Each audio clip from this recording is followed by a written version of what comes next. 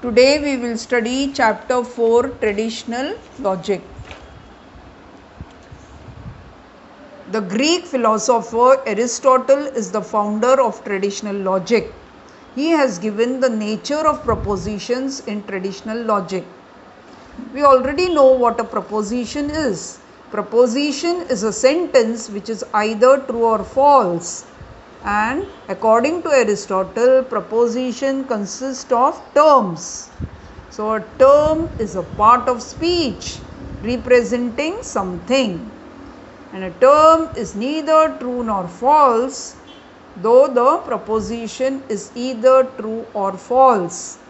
Let us understand the definition of a term. A term is defined as a word or group of words which stand as the subject or predicate of a logical proposition. Let us take few examples. First, Rajvi is clever. Here, Rajvi is the subject. It is a single word. Clever is the predicate. It is also a single word. Let us take another example. Smruti is smart girl in the class. Smruti is the subject. It is a single word. Smart girl in the class is the predicate. It is group of words. Let us take the third example. Rich people are generous. Here rich people is the subject. It is the group of words, and generous is the predicate. It is a single word. Now let us understand the definition of subject term. Subject term is that about which affirmation or denial is made. Let us take an example. Bhumika is loving. In this example, Bhumika is the subject term because affirmation is made about Bhumika. Then predicate term. Predicate term is that which is affirmed or denied of the subject. So in this example, loving is affirmed of the subject. So loving becomes the predicate term. Now copula. Copula is a link word between the subject and the predicate. So is the link word or copula in this example.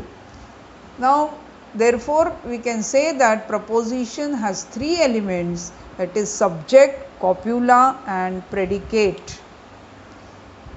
Now we come to the traditional classification of propositions. According to Aristotle, there are two types of propositions. First is conditional proposition and the second is categorical proposition. A conditional proposition is one in which the assertion is made subject to some expressed condition. Let us take an example. If diesel oil is brought near fire, it will explode.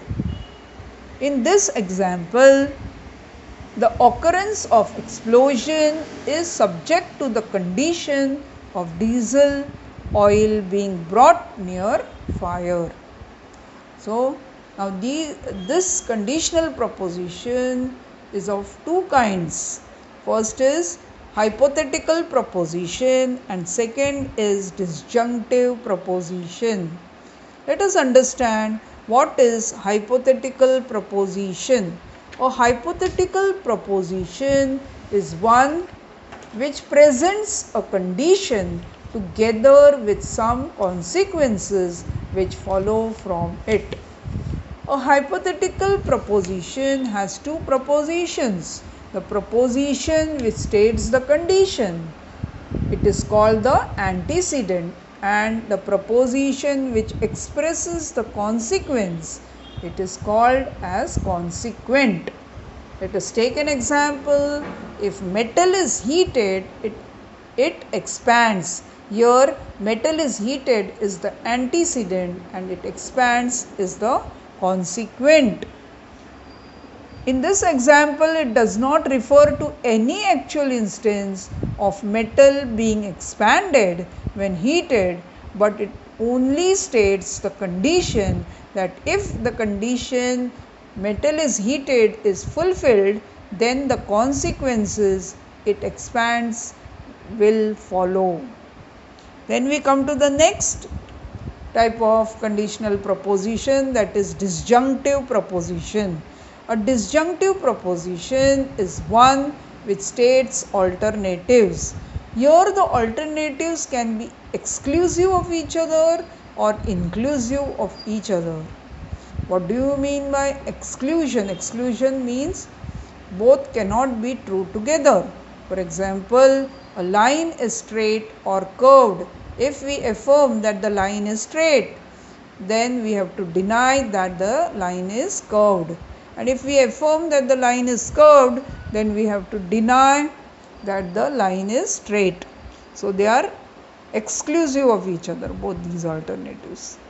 Now second is either Ganesh will sing or dance. Here both the alternatives are inclusive of each other, means both can be true together.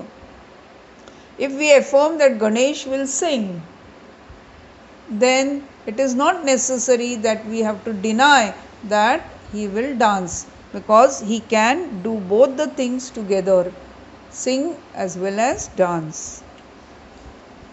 So both the alternatives are inclusive of each other.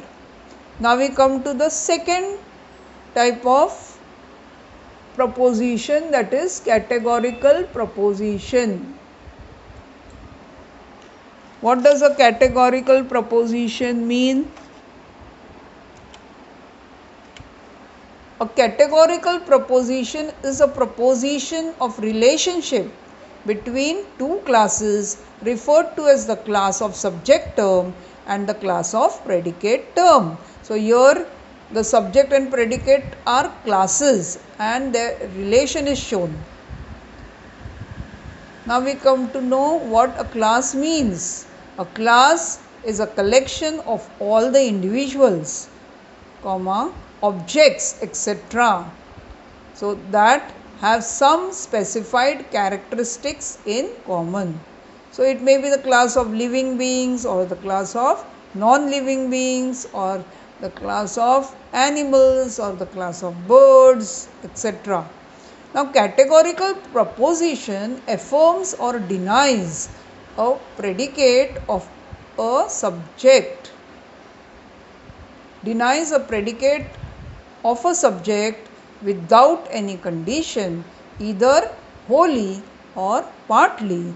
So it has quantity and quality.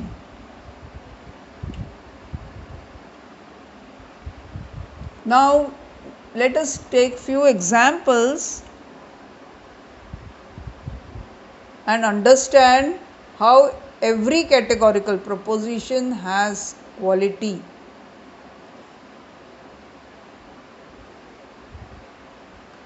What do you understand by the categorical proposition has quality? Means it is either affirmative or negative proposition. When the predicate term is affirmed of the subject, it is called as affirmative proposition, and if the predicate is denied of the subject, then the proposition is said to be negative proposition. Let us take few examples. Some days are bright. Here the word bright is the predicate term and it is affirmed. So the proposition is said to be affirmative proposition. Second, some nights are not dark. Here the predicate term dark is denied of the subject, and so this proposition is said to be negative proposition. Now we come to every categorical proposition has quantity. What does that mean? That the categorical proposition is either universal or particular. When the subject term refers to the whole class, then it is said to be universal proposition, and when the subject term refers to the part of the class, then it is said to be particular proposition. That is, In other words, the predicate is affirmed or denied of the whole subject, then it is universal proposition, and when the predicate is affirmed or denied of the part of the subject, then it is said to be particular proposition. Example, all Hindus are religious. In this, the subject term is Hindus. It refers to the whole class. Therefore, this proposition is said to be universal proposition. Let us take the second example. Some students are not regular. Here, the subject term students belongs to the part of the class, and therefore it is a particular proposition. So we have studied the basic concepts in this part of the chapter, traditional logic, where we have understood that Aristotle is the founder of traditional logic, and he has spoken about the nature of propositions in traditional logic. Yes, he talks about terms, the subject term, predicate term, copula, then what are the types of propositions in traditional logic, that is conditional proposition, its kinds, that is hypothetical proposition and disjunctive proposition. Then we have studied categorical proposition, meaning of categorical proposition, and in the next class we will be studying the types of categorical proposition. Thank you.